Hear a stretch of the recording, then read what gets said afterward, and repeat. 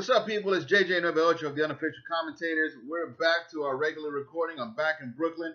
I want to thank everyone who came out and showed me a bunch of love in the Dominican Republic, man. Tons of fun. I got to see a whole lot of people. Got to have some delicious food. I had some vacation time, got some rest, some relaxation. Spent some time with my daughter. Shout out to Angel. Man, it was a ton of fun, but we're back to our regular recording schedule. Last time you saw me in vivo when I was recording with Packy and Omar. And here we go. We have a whole episode dedicated to NBA free agency, man. We had so many things to talk about. We were talking about, we had topics about baseball and football and soccer and all this other stuff, but we just said toss all that crap out the window and let's talk about some NBA free agency. So at least for whatever time we got left, let's enjoy whatever NBA we have left and enjoy this show. Guys, enjoy what we got coming up. The episode starts now.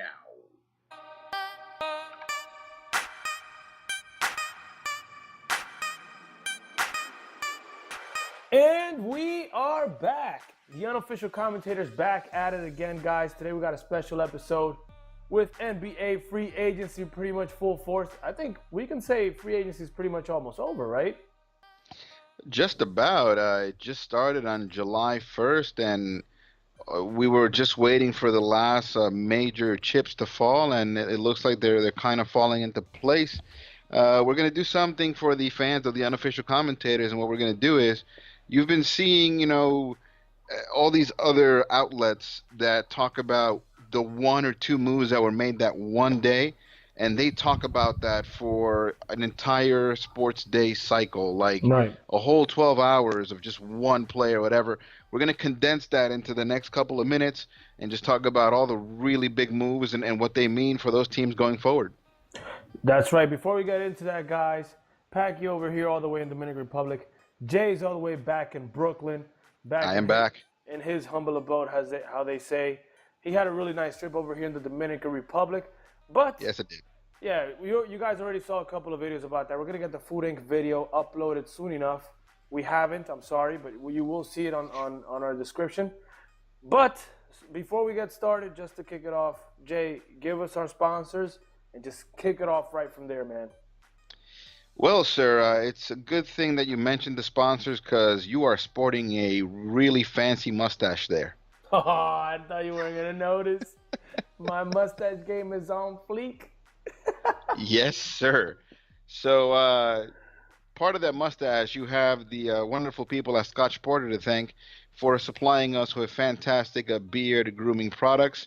Looking fly there. While I was in Santo Domingo, I got to meet up with a couple of beard experts. They told me a few tips and tricks to make my beard look more fuller, but by all means, the wonderful products of Scotch Porter will help. Look at the link that we post with every episode, and you'll find a savings coupon where you can save 10% on your first purchase. I also want to thank So Loyal Clothing Inc., regular contributor to the show.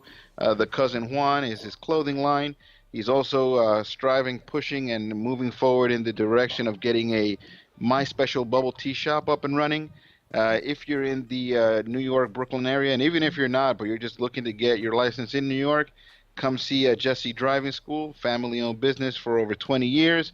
And, man, that's where I got my license. That's where most of my family gets there. So let me extend that courtesy to the extended family of the Unofficial Commentators. All right, and with that being said, let me just jump right into free agency then. And Packy, feel free to chime in wherever you like. Yeah, man, so, I had my mic on mute, by the way. I couldn't get it off, but I got it off. Yeah, that's why I was quiet for there. But yeah, man, get us, just kick us off. I mean, before you kick us off, I got to give the biggest news of free agency. Swaggy P signed with Golden State. They should build a statue of Swaggy P in Golden State. That's my opinion. Wow. That deserves a slow clap. Yes. Swaggy. Screw Iguodala. Screw Kevin Durant. Swaggy. It's all about Swaggy P now. That's what it's about. Man, I'm surprised with all the money that Swaggy P is worth that they were still able to sign him after signing Steph Curry. Yeah, man. It's Swaggy P's world, and we're all living in it, man. Welcome to Swaggy Times in Golden State. I hope that we get a chance to talk about this. But I really want to talk about players who I really want to see win a championship before they retire. And I think that the way to go about it right now is, just go to Golden State and get your ring. If you're a Vince Carter and you're on the edge of retirement, like, go get your ring, get in, get out, and retire as a champion. I'll talk about that if we have a chance. But anyway, so July 1st, we start the free agency period. A lot of interesting names on the free agent block. Some moves were made. Some people stayed in the same place. The bottom line is, though, everyone got paid. And with that being said, the real significant move started back on draft night when the Minnesota Timberwolves made a deal that landed them with Jimmy Butler to add to Andrew Wiggins and to add to Karl Anthony Towns. Minnesota has been busy in free agency as well. They've kind of stacked their starting lineup. They look like a real, I don't want to say contender for the title, but at least someone that could compete or make it and make a significant impact, maybe push a team or two in the playoffs. We'll get to some of those signings soon enough. But after the Jimmy Butler deal went down, one of the other or most talked about deals was Chris Paul. Probably would have been the biggest, most impactful name in free agency if he ever got to free agency, but he decided to do a sign and trade situation that landed him on the Houston Rockets. You're going to notice a little bit of a trend here when we talk about some of these moves that a team made. The Houston Rockets were already the 3rd seed overall. I think that Golden State isn't going anywhere. They're still the team to beat in the West. San Antonio, just by their construction and their coaching, they're probably going to land in number 2. So can Houston, even with adding Chris Paul, do any better than the 3rd seed? I mean, I think they're staying pretty much in the same place. But we'll get to all of those points soon enough. Let's talk some business. Who went where, who got paid, who did what, and what the F. So Stephen Curry becomes the highest paid American athlete in all professional sports, making, what is it? Is it something in the range of like 40 million, per year? 40 mil, yes. 40 mil per year. What do you think, man? Is he worth it? He's worth that and more. I mean, if you just look at the value, I mean, the obvious stat is the value that Golden State franchise has acquired after Stephen Curry has blown up. They've pretty much quadrupled their value. So just for that, he's worth it. Unfortunately, there is a salary cap, right? So they can't give him more money. But you know where he's really worth it? I was listening to Colin Cowherd this afternoon, and he actually made a really good point. I gotta say, I stopped listening to Colin Cowherd because I kind of got tired. And I'm a big LeBron James fan, but I kind of got tired of hearing him talk about LeBron. I think he took it too far. But he did make a good point. Thanks to Steph Curry, all these players that all they do is shoot threes and they're not that athletic or not that great, they're getting paid. Otto Porter, Allen Crabbe, Drew Holiday, Mike Conley, these guys are getting paid because of their three. And Steph Curry has made three-pointers so valuable in the NBA. So, I mean, he's definitely worth it. He's getting other people paid. He's changed the way people scout players now. Now, like, you got to shoot threes pretty much to make it to the NBA. So it doesn't matter what size you are. So I think he's well worth that money and way more. Well, I've heard people talk about it's a 3-and-D generation, so I kind of get where you're going there. But I don't think Steph Curry's the reason all these people are getting paid. I mean, the money is there to be paid, and people have to use it. It's the television deal. It's the endorsements. Really? Do you have to give? Wait. Do you really have to give Otto Porter Jr. $106 million for 4 years on a max? Well, who's giving him that? I heard it was Washington is keeping him. Yeah, because Brooklyn offered it, Washington matched it. So I mean, I understand you got to spend money, but dude, Drew Holiday got $126 million from the Pelicans. Mike Conley is getting paid over $30 million a year for 5. So I understand money has to be spent, but these guys wouldn't be worth shit before Steph Curry and Golden State blew up with all these threes and the 3 shooting point guards and all that stuff. Yeah, but those players you mentioned, they're not 3-point shooters. I mean, Otto Porter a shot over 40% three. He led the league in field goal percentage for 3-point for small forwards. And Drew Holiday, he's a pretty decent shooter. It's just his injuries are the problem. So, yeah, there's value on the three now. If you don't shoot threes, you're not worth money. Think about it. How many players that don't shoot threes are getting paid? Think about Rondo. Think about Ricky Rubio. Think about Michael Carter-Williams. These guys are just getting just pushed to the side. You don't shoot threes, you're just an average role player guy, or you're just like a guy we can hold on to in the meantime until we get somebody that can shoot threes. What? You're setting plays. You should be out there shooting threes. Exactly. To an extent, I see your point, but I don't think that Steph Curry is the one who's changed this. I mean, the NBA has always been a league of trends. I don't want to call it decade, but maybe for one time period, it was all about the big man. And it was Patrick Ewing and Dikembe Mutombo and Alonzo Mourning and Shaq and everyone that wanted to go big. And then right. We started seeing smaller teams and everybody wanted to go small. And now it's 3-point shooting teams and everybody wants to do that. And while they do all of that, I feel that even though a team like San Antonio does shoot a whole bunch of threes, they're pretty much a really structured team. They follow a system and they can pick and choose and replace and next man up kind of situation with just about any player they got, and they do what they do. Yeah, because they have coaching, but not everybody has Greg Popovich's coaching. That's a once-in-a-generation coach. All right, well, what do you think about the people that say that Steph Curry's contract is a little bit overrated, that they're basically paying him back for what he's already done, not for what he's going to do? Okay, that's valid, but he is worth the money, though. Doesn't matter if it's because of what he did or what he's going to do. He's definitely worth the money. He was out of their big three before Kevin Durant, or big four, whatever you want to call it. He was the one that was getting paid the least. So, yeah, man, of course he was way overdue that contract. Correct, but I don't know, man. I mean, at this point, after you beef up your roster with a Kevin Durant, what is the point of overpaying Steph Curry for past accomplishments? I mean, I'm glad you said that, and I have the perfect answer. Because not everybody is Pat Riley. Because you cherish what your athlete has done for your franchise and for your city and for your team, and you pay them for their efforts, because they're worth the money, and it's about respect. It's not just about taking advantage of the players.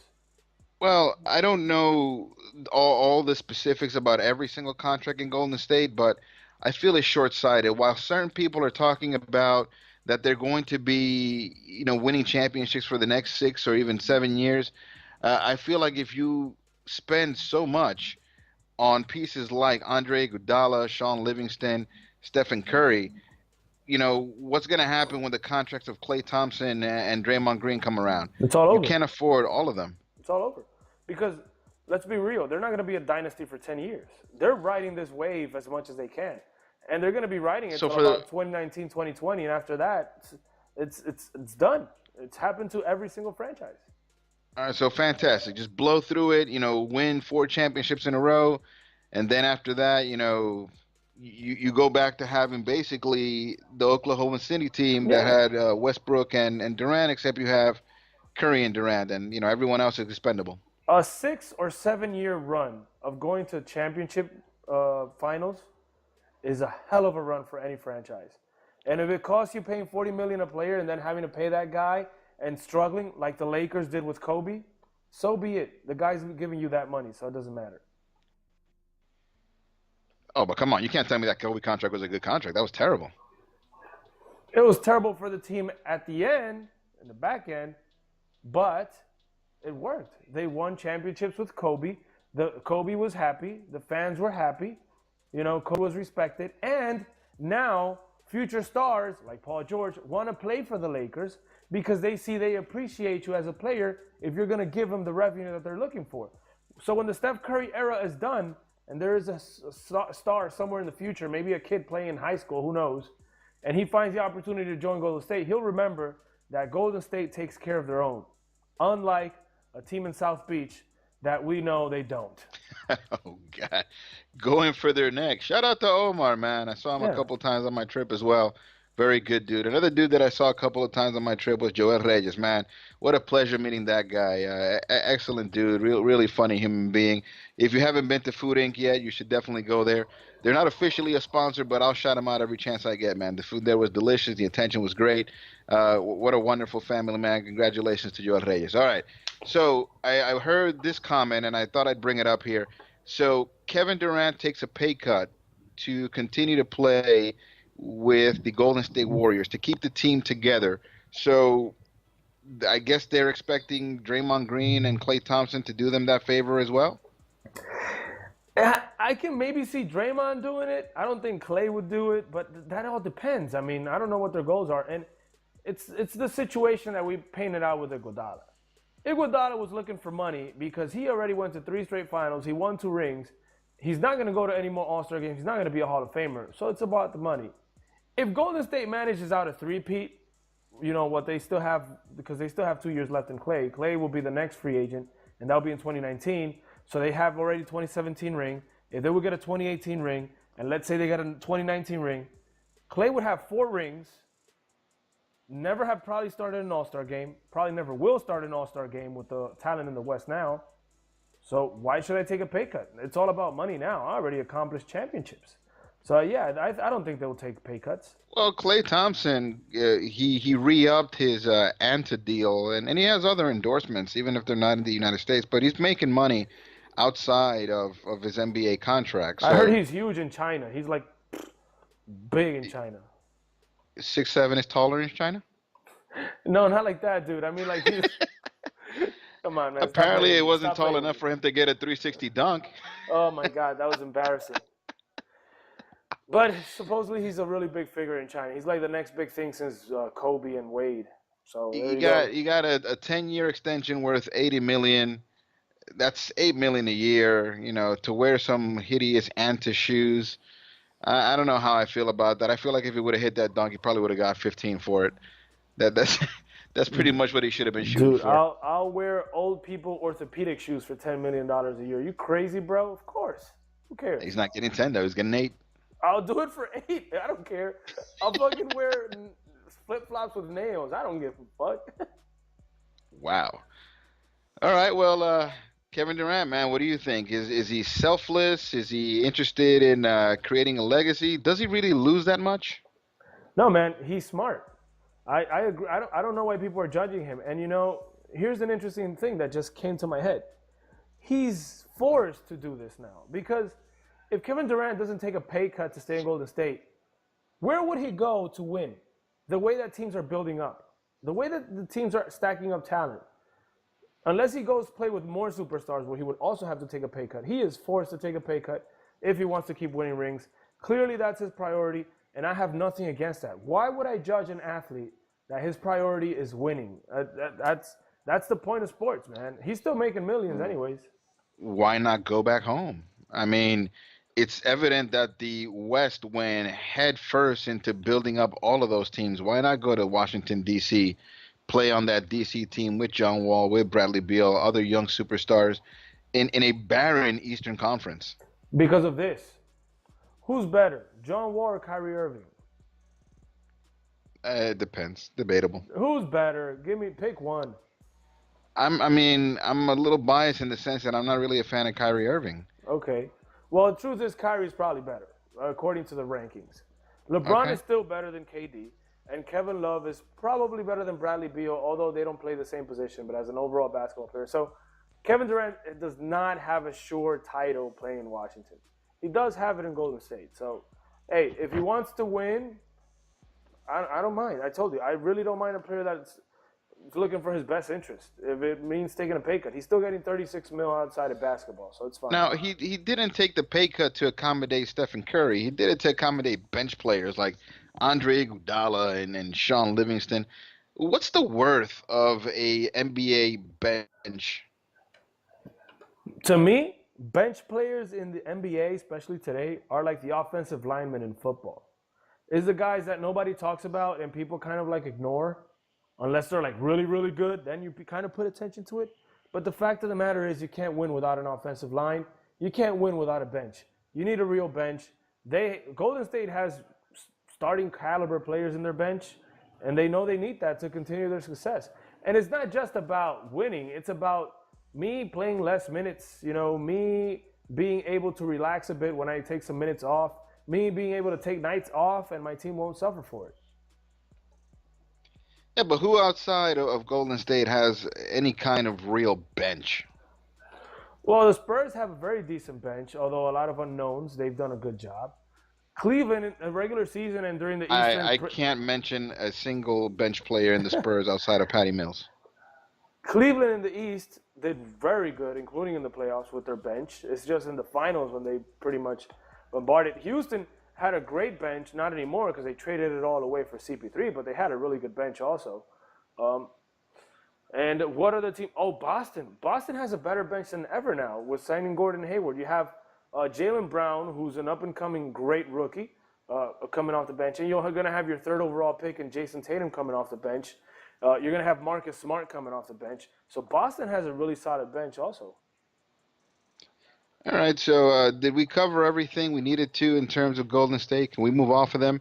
I mean, I'm pretty much sold that they're going to win the title again this year. So yeah, I don't even know if it's worth talking about anything else. I mean, there were some moves. Some people stayed, some people moved. Everyone got paid. But other than that, man, it's pretty much a foregone conclusion. It's another Cavaliers-Warriors finals. Yeah, the money's insane. The only way that finals won't happen is if somebody gets hurt. 2 straight years, none of these teams have had significant injuries. So I don't know. I just feel like the numbers game tells me somebody's going down this year. I hope not. Makes me sound like a pessimist, but it's a fact of sports. Injuries happen. And, big chains like, those other big sports chains, they're not going to say the stuff that we say. They can't say that because everybody's going to go crazy on them. That's the beauty of our podcast. So I think somebody probably will go down. I hope they don't. It's a very negative prediction, but it's the fact. I mean, 2 straight years, no injuries. Come on, man. Something's got to give. All right, so in conclusion, Andre Iguodala, Sean Livingston, David West, fresh off his kiss with Tristan Thompson, resigns for another year. Kevin Durant is coming back. Stephen Curry is coming back. They are the reigning NBA champions. They didn't make any significant change. Oh, wait, no. Let me correct myself. They brought in Swaggy P. Swaggy P. That's right. Yeah. So they're even better now. The Warriors got so much more swaggy.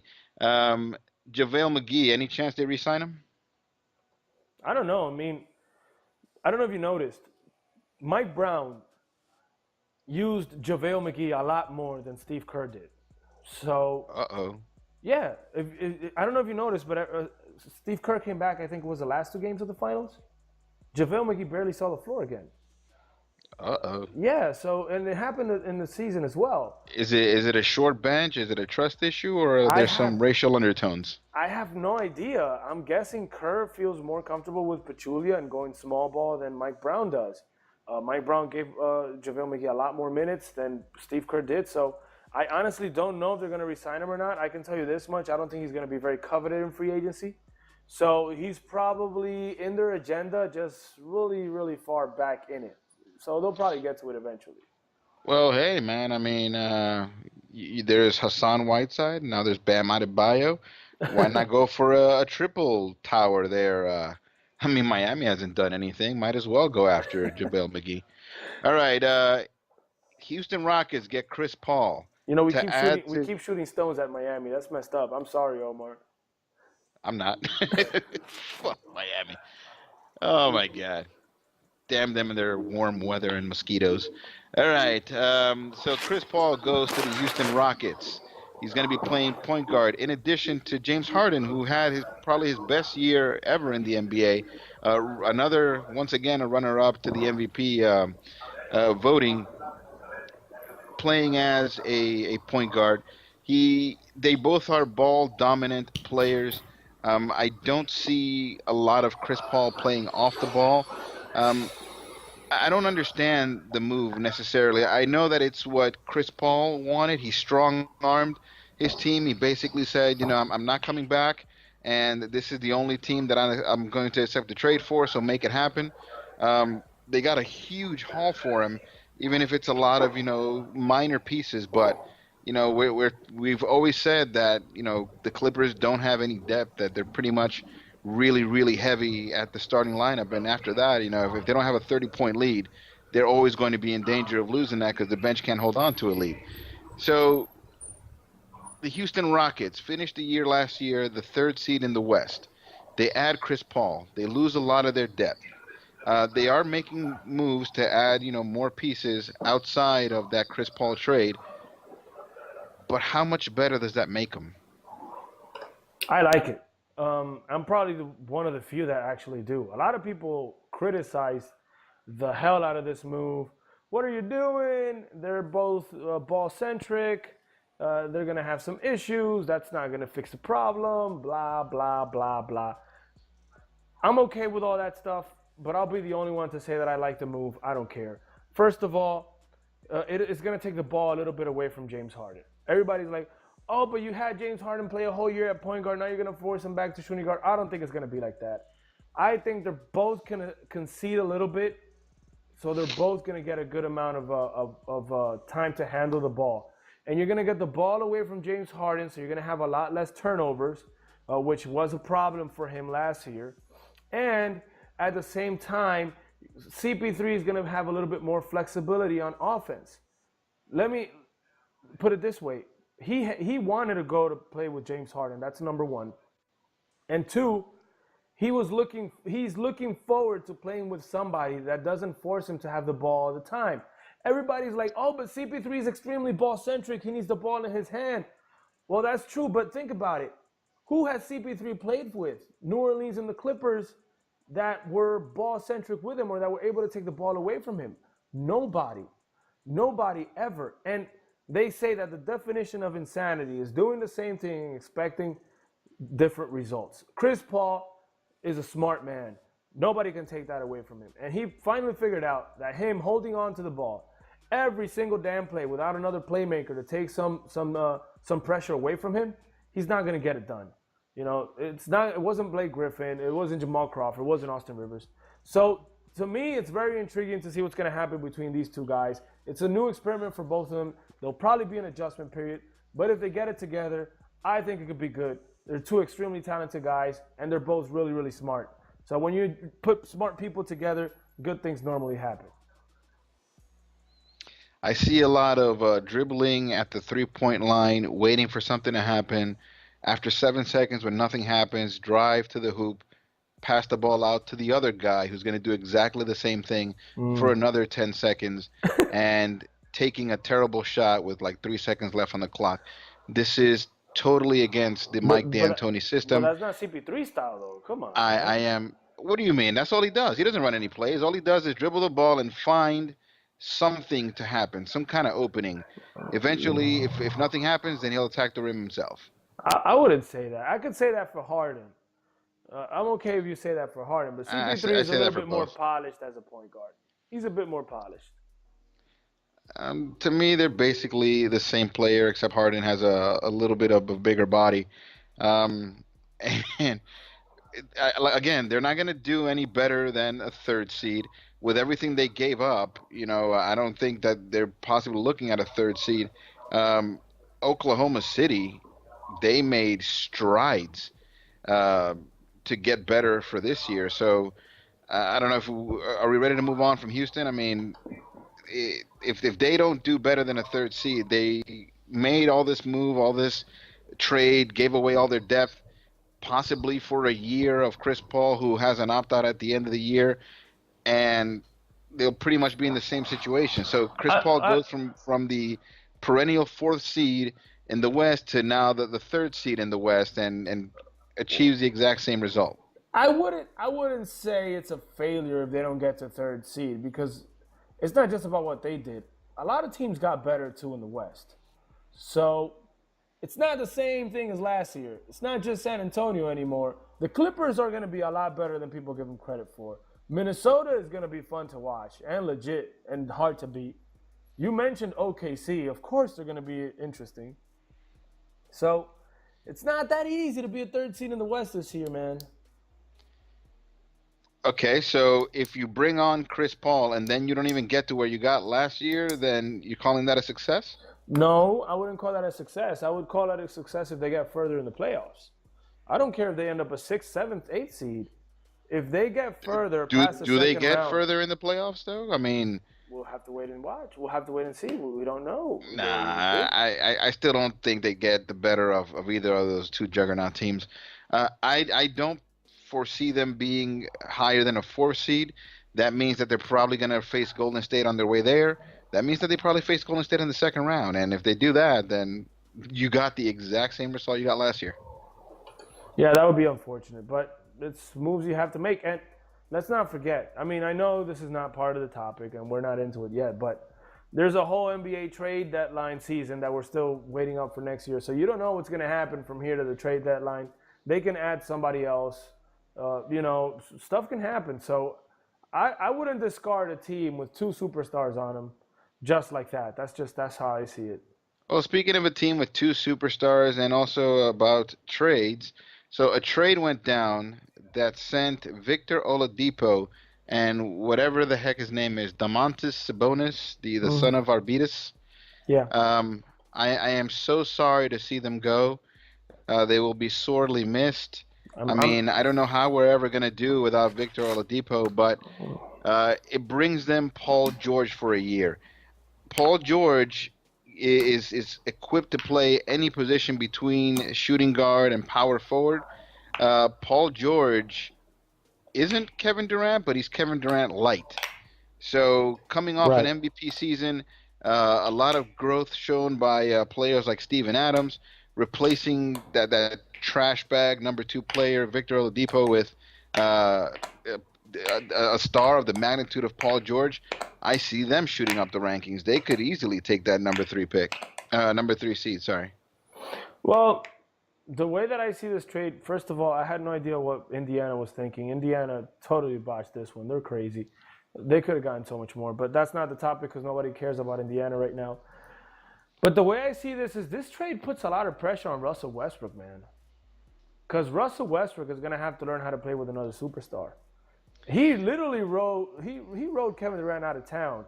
And now I am pretty sure that management has gotten together with Russell Westbrook and told him, dude, convince this guy to stay here. Convince this guy not to want to go to the Lakers.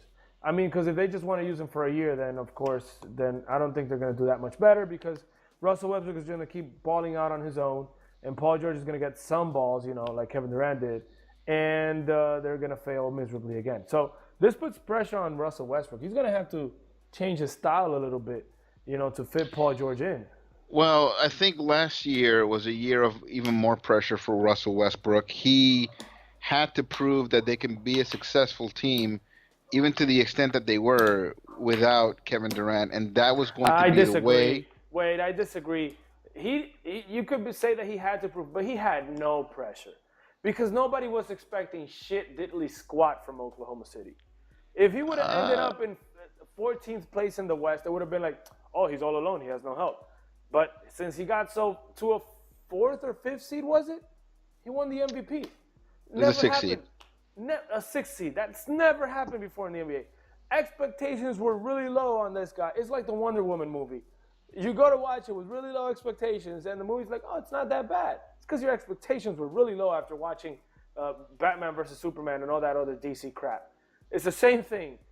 He had no pressure, in my opinion. He could have failed miserably, and they would have been like, get the guy some help. He's super talented. Now he has pressure because now he has talent. Now he has another superstar. Now he has to give that team some wins. And he has to improve from the 6th seed. Now, hold on. If you're a player, not necessarily a fan base, not an upper management in the Oklahoma City Thunder, if you're a player for a different team and Russell Westbrook flops without Kevin Durant, what would ever entice you to go to Oklahoma City? I mean, Blake Griffin played his college in Oklahoma, and even he snubbed Oklahoma City. He didn't give him a second look. So he had to ball out last year. He had to do that. Now, this may not be the case with Paul George. I mean, he got traded, but other players may see like, hey, man, I want to go play with the current MVP. Yeah, but the talent that you're attracting when you have that style of play for Westbrook is the big man talent. It's kind of like Kobe, Kobe attracted big men because of his style. Russell Westbrook has a very similar style. Not another ball-centric I'm going to call shooter. a pause on that Kobe attracted big men, but go ahead.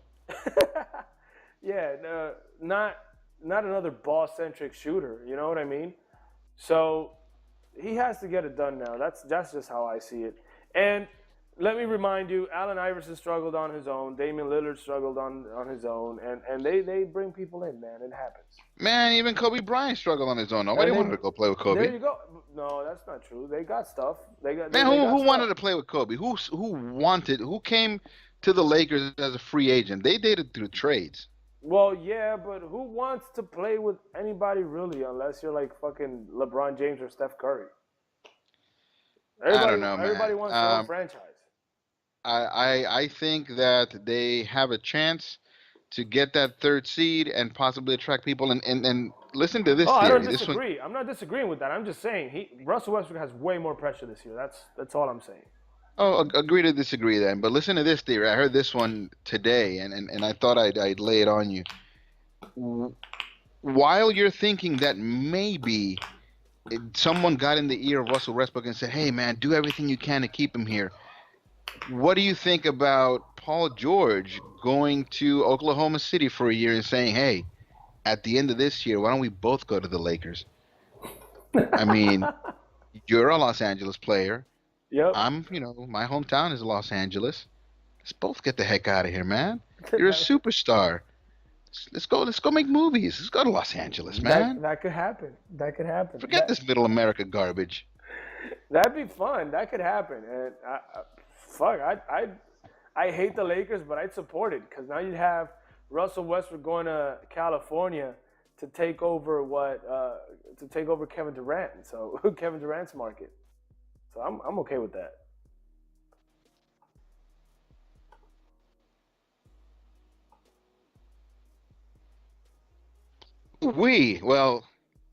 Looking forward to a full year of spectacle. Is Paul George staying in Oklahoma, or is he taking Russell Westbrook with him to the Lakers? Think about that, guys. Yeah, that's pretty fun. I didn't think about that. That's pretty good. All right. Also, staying with the LA product, Blake Griffin re-signed for 5 years to stay in the Los Angeles Clippers. The move was kind of foreseen the moment that Chris Paul left. There was a lot of talk that they can't coexist and they were never going to be better than they were in the current situation. And after they shipped out Chris Paul and got some much-needed depth, then, Blake Griffin basically emerges as the superstar of that team. So he's there. We're going to have Blake Griffin for a while, and he's getting paid. He's going to keep making his Kia commercials. He's going to keep beating up ball boys, the whole nine. What do you think about the Clippers? I heard you say earlier that they're not going to be as bad as most people think. Yeah, everybody's judging the Clippers, man. They got Pat Bev. They're trying to get Tony Allen. So they're literally changing a little bit more to the defensive side, like Doc Rivers knows how to do. It's going to be more... Wait. What? Hold on. What about Doc Rivers makes you think he knows anything about defense? Winning a championship with the Boston Celtics, a very defensive team. A very defensive team that was coached defensively by Tom Thibodeau, a very defensive coach. I agree. But Doc Rivers... Doc Rivers was also a coach in Orlando. They didn't do a single thing about defense. No, but he's always been a little bit defensive-minded. Come on. No. Yes. Defensive-minded in what sense?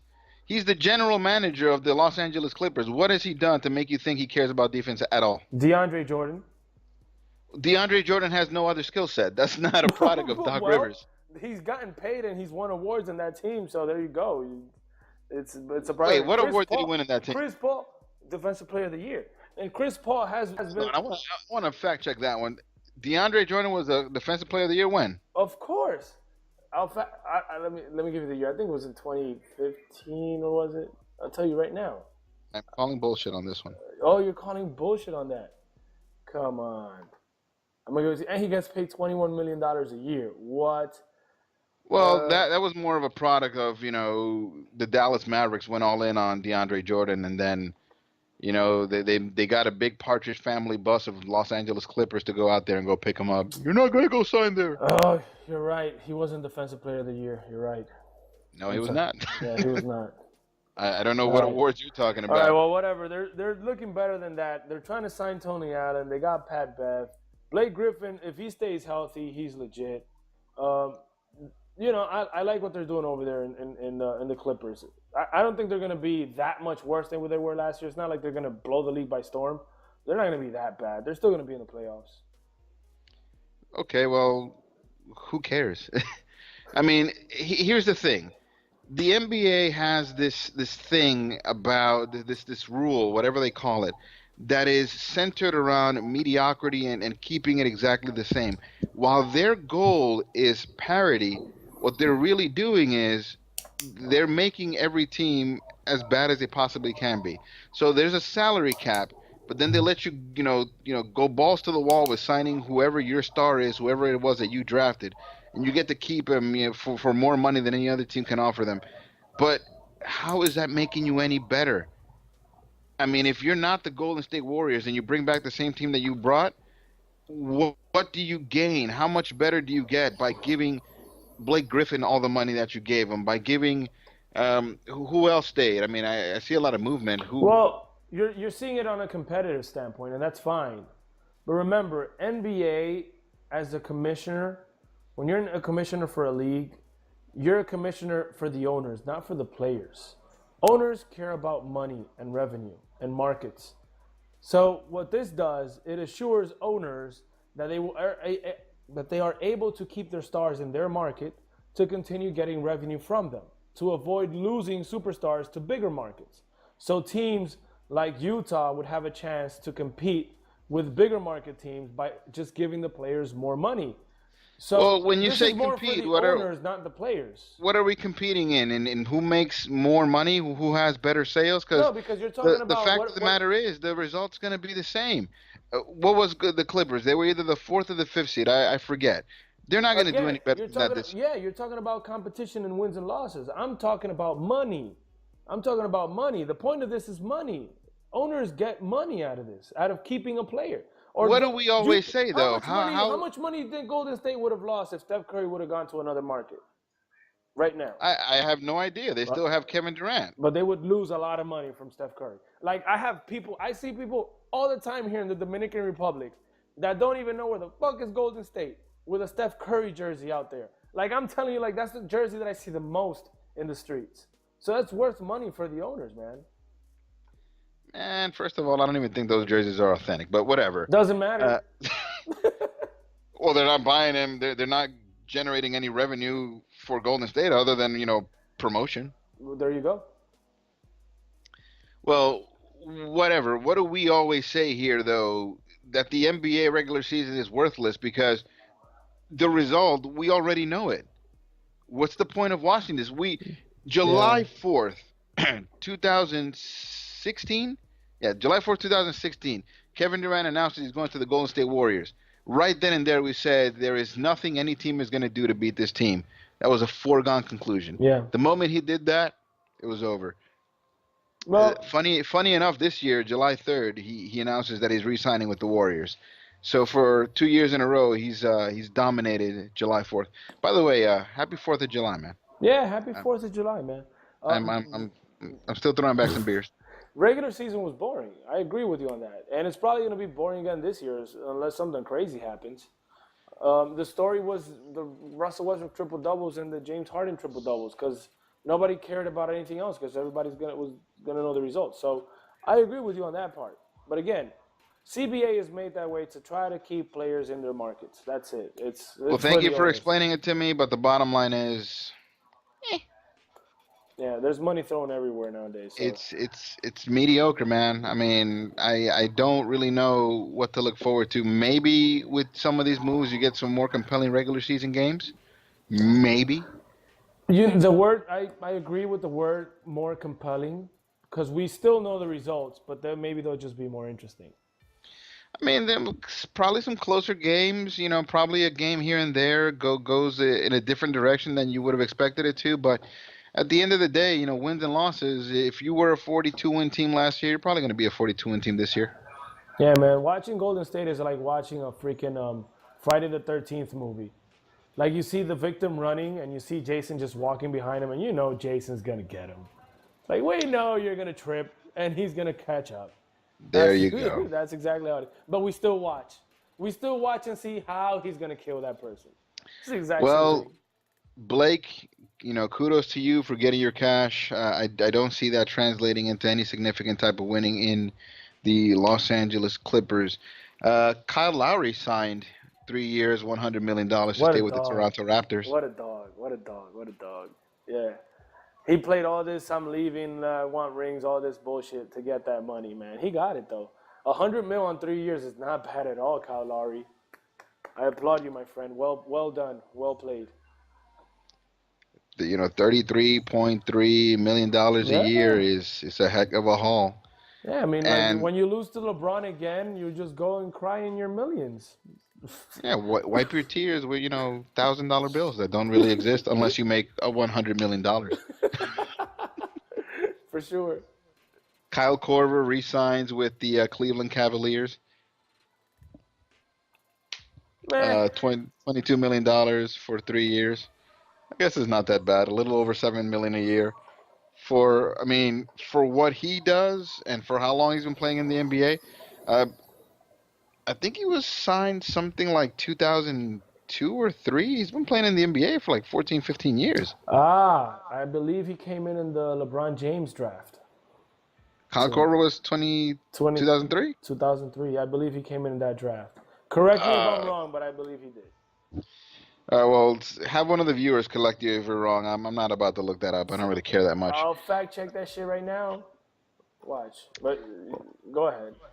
Well, while you do that, Serge Ibaka decided to stay in Toronto for 3 years. Sorry. $65 million. I probably should have mentioned that while we were still talking about Toronto. Serge Ibaka, 3 years, $65 million. A little less than Kyle Lowry, but it's okay. Nobody cares about Toronto. What I find funny about Serge Ibaka is I recently found that he was kind of attacking some Twitter people that were talking about the fact that he's not the age that he claims to be. I thought that was pretty funny. Yeah, it's fine. Nobody cares about Toronto anyways. I mean, they were the 3rd seed in the East, and they're probably not going to do any better than that. And nobody still cares about them. It's so sad. I guess if you're, into peace and quiet and you just kind of wanted to stay there, then you're just going to stay there. Let me see here. Jody Meek signs in Washington. Nobody really cares about that. J.J. Redick. This guy cashed in. It's a short deal. It's only 1 year. I wonder why he's getting paid $23 million. What do you think it is, Jay? I don't know. What's your theory? Because he shoots the threes? Because he shoots threes. I mean, I never really knew J.J. Redick to be a 3-point shooter. I think he's more reliable, like a 17, pull-up jumper kind of guy. He's a 3-point shooter. If he was a 2-point shooter, they would have paid him $22 million. But that's why they gave him 23. And he hustles, which is a way to say that he, he's basically a white NBA player that's been playing for a long time. He hustles. And shoots threes. And shoots threes, but I guess you kind of expected that. Zebo. I forgot to mention Gallinari also went to the Clippers. I'm sorry, I just had to bring that in talking about the Clippers. But no, you're most definitely welcome to weigh in on that. Gallinari gets 3 years, $65 million. I know it was missing somebody from the Clippers. That's why I was saying they're not going to be that bad. To go with the Clippers, what does this here say? All right, so the Atlanta Hawks acquired Diamond Stone and Jamal Crawford and Houston 2018 pick in a trade with the Clippers. Okay, so Jamal Crawford's gone too. He's going to the Atlanta Hawks by trade. Shout out to Cousin Juan, man. Cousin Juan will get to see Jamal Crawford in Atlanta now. Well, Jamal Crawford played in New York when Cousin Juan was here, and he still didn't. He's not gonna get my butt in no damn MSG seats. But he goes more to the Hawks games because they're way cheaper, man. Not everybody can pay Madison Square Garden seats. Freaking expensive. Well, speaking of Atlanta, they weren't able to re-sign Paul Millsap, who had a potential to make something like a $200 million deal for 5 years. Instead, he decided to take 3 years for $90 million. I mean, $30 million a year is nothing to scoff at. I personally think that he might be worth more than Kyle Lowry, but 3 years, $90 million to go to the Denver Nuggets. So, oh, the thing is, he's 36. That's why he's probably worth less on a long-term deal, or like right now he is, but 2 years down the road, I don't think he will be. And Atlanta not just let go of Paul Millsap. I don't think Atlanta was going to give him $200 million anyways. They also traded away Dwight Howard to the Hornets for Miles Plumlee and Marco Bellinelli and a couple of draft picks in between that. It's a fire sale in the Atlanta Hawks right now. So if those tickets were cheap, they just got so much cheaper. And we know that they're building a new stadium. I don't know who they're building a fan base around. If nobody wants to go and see these guys play, I have no idea who these people are that are going to go and watch a team without Millsap, without Dwight Howard. I mean, Miles Plumlee, really? Like, that's going to put butts in seats? Marco Bellinelli, bro. Marco Bellinelli. Come on. That made me smack you. 3-point champion. Ben McLemore. Who? He was supposed to be so much better. Came from Sacramento, and now he's going to be playing with the Memphis Grizzlies. 2 years, $11 million. I guess he got what he got. Man, playing basketball is the way to go. You can be so bad, play 5 minutes a game, and still get $5 million a year. God damn it. Speaking of so bad, and Andre Roberson, not Robertson, it's Roberson, agreed to 3 years, $30 million. He's going to get $10 million a year to play in Oklahoma City. And you don't even have to know how to shoot free throws. Like, for sure, I should have played basketball since I was a kid. Like, I should have played more basketball. You should have played more basketball. Like, I know dudes like around my neighborhood that can shoot better free throws than Roberson, and they're not getting paid $10 million. George Hill, a point guard that's over 30 years old, decided to sign with the Sacramento Kings. I guess they threw big money at him. 3 years, $57 million is nothing to scoff at either. I've never seen George Hill as any kind of game changer. Sacramento also signed Zebo. Who would have thought that people would still be talking about Zebo at this stage in his career? Interesting, choice, Divock, to add some veterans into the Sacramento Kings. Just think a little bit too late, right? Because they kind of don't have Boogie anymore. This is for what? For Cauley Stein? What are they trying to do here? And then the veterans that they added. I mean, who the hell are these people? They have, to say the least, they have a checkered past. I mean, Zebo, I mean, I guess he's calmed down in Memphis where it's just kind of hard to get in trouble. And George Hill, wasn't he in some scandal for posting dick pics or letting them get leaked on the internet? He did pretty good in Utah, though. I didn't even know he was playing in Utah, man. The last time I saw him, he was on the Pacers. Someone told me the other day that he was in Utah, and I was just totally flabbergasted. Yeah. Put that word in your word bank, flabbergasted. I've heard it before. Packy, so the Knicks haven't really made any kind of significant change. I know that you selected a second. Yes, they did. Oh? They fired Phil. Oh, wow. That is, you know what? I will drink to that. That is the most significant of changes. Yeah, man. We won free agency just for that. Fire Phil. It's all better now. Things are looking up. I was going to go into another thing, but I think this is the perfect time to just say that Carmelo Anthony, man, for as much as you like him as a basketball player, this dude is a sucker. He has done financially just the worst job of managing his earnings through NBA money. I mean, if LeBron James is the trailblazer and he's telling people how to do it, if he's setting down the blueprint, shout out to Jay-Z who just dropped an album, Kevin Durant is following right behind him and doing everything that LeBron James was doing. LeBron took less money to win championships. What's Durant doing? Taking less money, winning championships. He's following it to a T. LeBron opts out to go play with superstars. What does Durant do? Opts out, goes play with the superstars. Carmelo Anthony has done the opposite of LeBron James. Maybe he was trying to stand out, but at every single turn, he's just made the worst possible decision ever. When he should have been a free agent and got free agent money, he decided to extend with Denver. Then he basically forced the team to trade him to a team that he wanted to go to anyway, and made them give up a ton of assets just to be able to fit him in. For what? I mean, that translated to a second round appearance. They didn't even win in the second round, and after that, It's been a total dry spell. So Carmelo Anthony is not. He's not winning at basketball. He's not winning at the bank. He hasn't taken opportunities to sign when the contract was really high.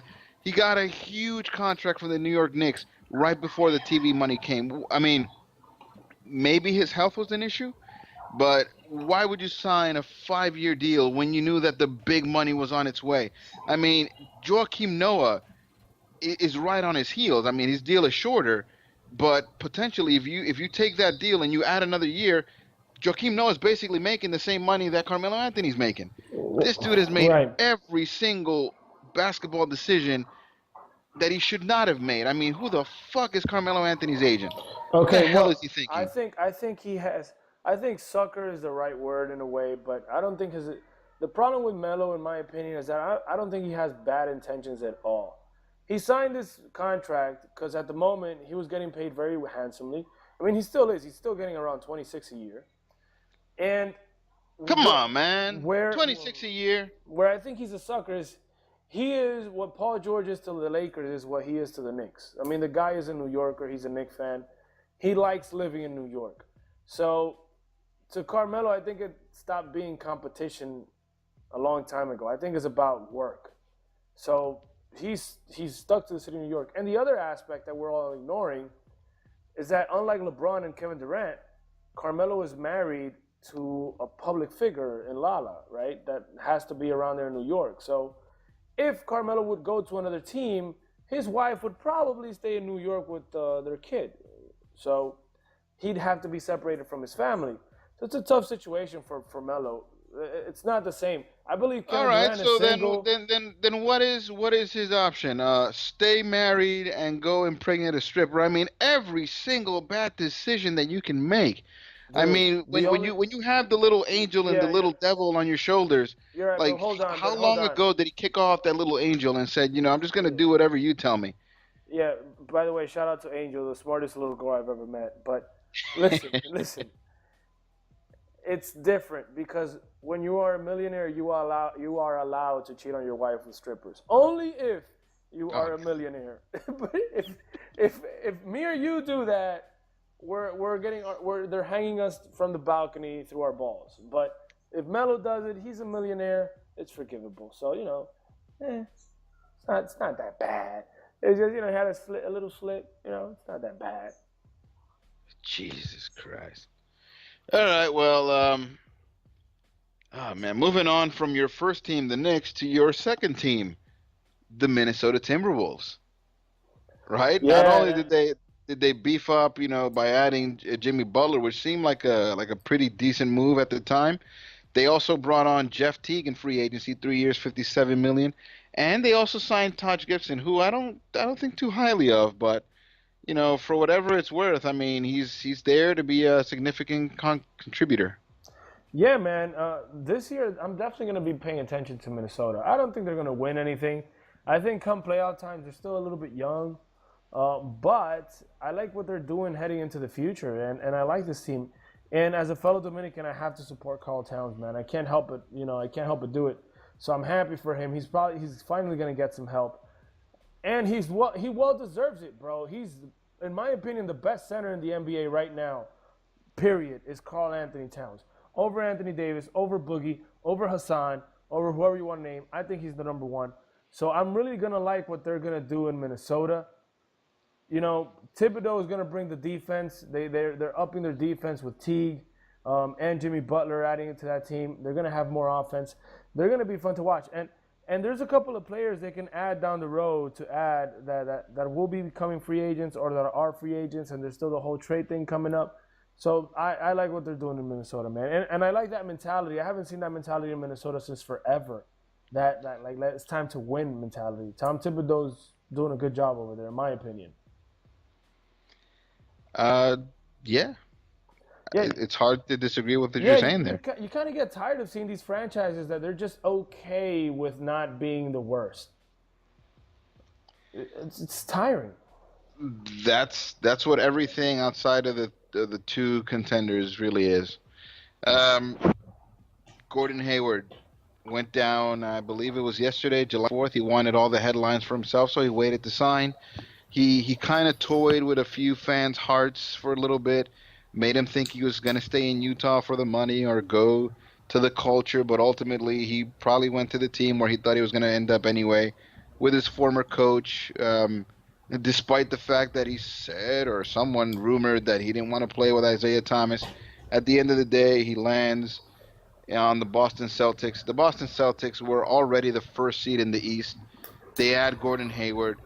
Maybe they are the first seed in the East again. Maybe Cleveland decides that they want to go all out and try to get the overall number 1 seed so that they have an advantage over the Cavaliers. Sorry, the Warriors. If it gets that far, how much better is this team with Gordon Hayward? Well, I'm also going to mention that Miami waived Chris Bosh, so he's a game changer for any team if he gets cleared to play moving down the line. But didn't they put like an entire investigative committee to determine whether or not it was safe for him to play, and they decided that he wasn't?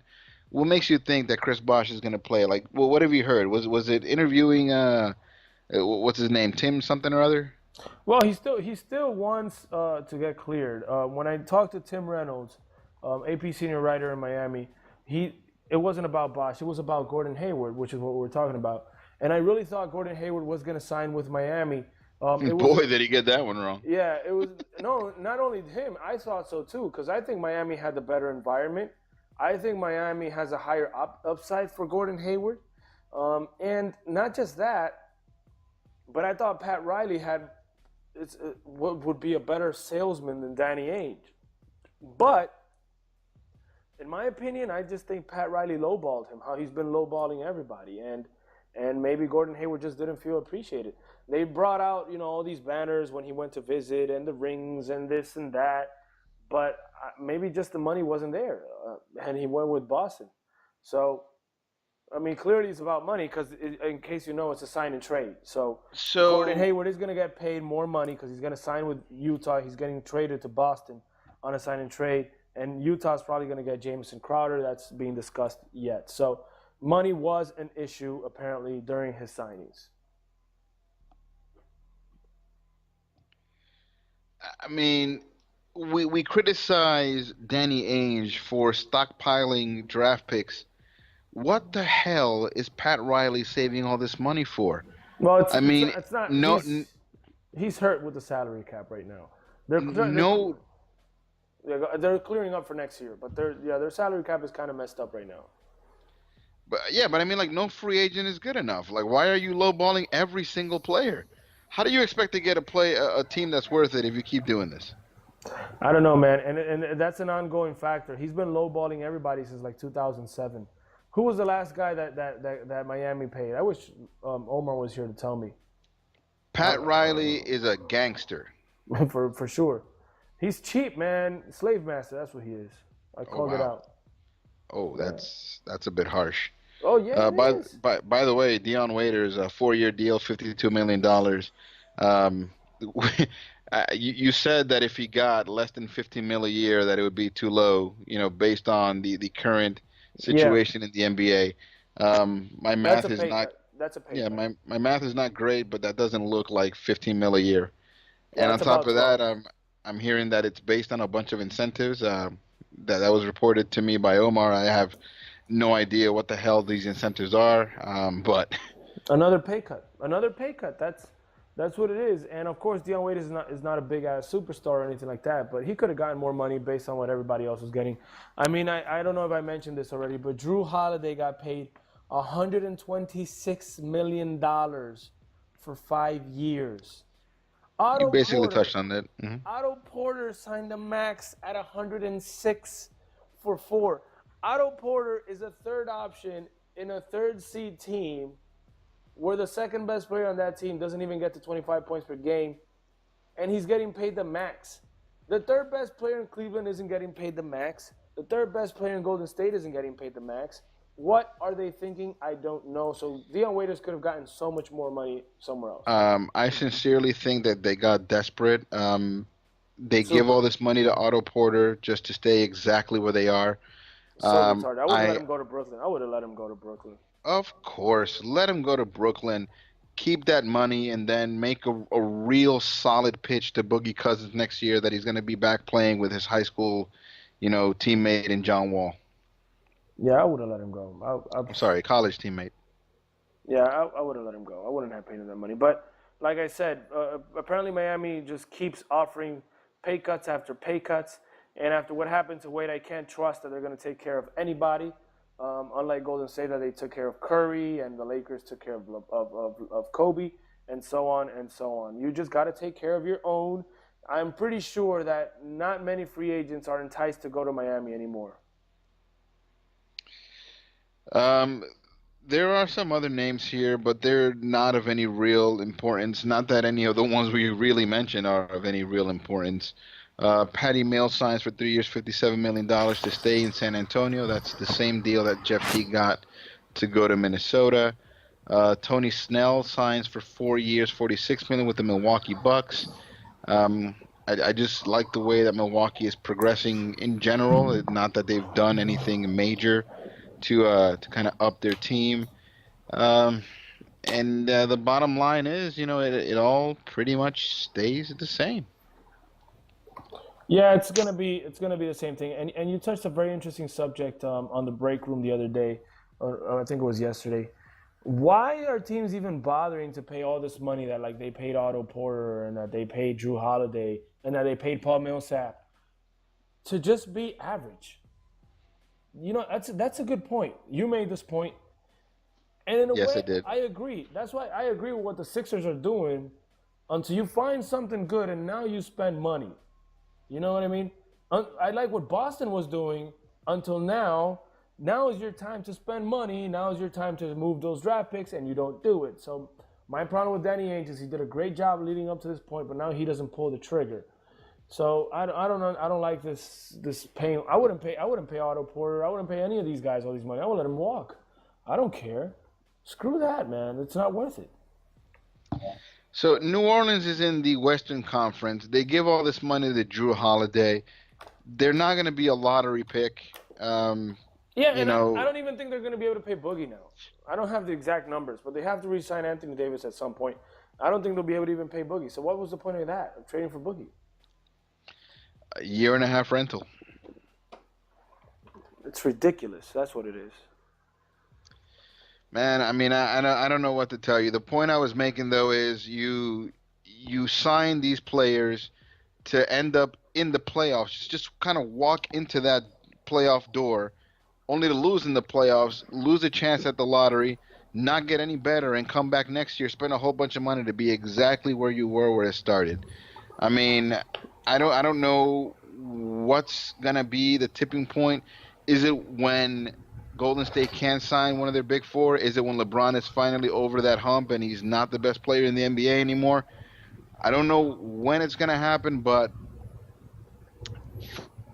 for the foreseeable future, it's like it's watching the NBA is on autopilot. We might as well just simulate the season like you do in 2K and just take us to the finals and I told you. Give us the same result. I told you, man. This is a Friday the 13th movie. We all know that Jason is going to kill everybody. We're just watching again. It's like Final Destination movies. We all know that there's an accident where everybody's going to die, but they don't really die. But we're just going to see how they actually die at some point. So it's the same thing, man. We know the end result. We just want to see how it's going to happen. That's the point. There's a crazy fascination in death, man. It's like when you live your life, you should be afraid to die, I guess. Maybe afraid is not the right word, but I feel like every TV show you watch is like death after death from something like a CSI. There's a show called iZombie, and it's kind of oriented, I guess, to like teenagers. But what you never have a shortage of is people dying, where the zombies end up, feeding on their brains. Death is all over the place, man. This is insane. Hey, man, we like to watch what we're afraid of. That's a fact. Oh, well, that's something I hadn't considered. I'll keep an eye out for that and see if I run into more interesting points. So, I mean, we went absolutely in head first into everything free agency, man. Do you have any conclusions? Anything else you want to add? Yeah, I think it's gonna be Golden State and Cleveland again to the finals. And before we close it out, a couple of players got waived. I can't wait to see where they're going. Barboza, Rondo, Isaiah Canaan, and Aaron Aflalo, and Nikola Pekovic. All these guys. Oh, and Monta are Ellis. not important. And Monta Ellis. They're not important depending where they go, but if they go to Cleveland or Golden State as bench players, then yes, they would be important. So keep an eye out for these guys. Imagine Monta Ellis going to Cleveland. That'd be interesting.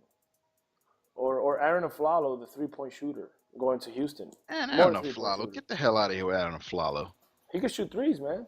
40% shoot. Give a crap about no damn Aaron Aflalo. He's not changing anything. How about Rondo, man, going to one of those teams as a backup? I don't know. I mean, maybe Rondo's not the Rondo we remember. Maybe Rondo in Minnesota backing up Jeff Teague. That wouldn't be bad.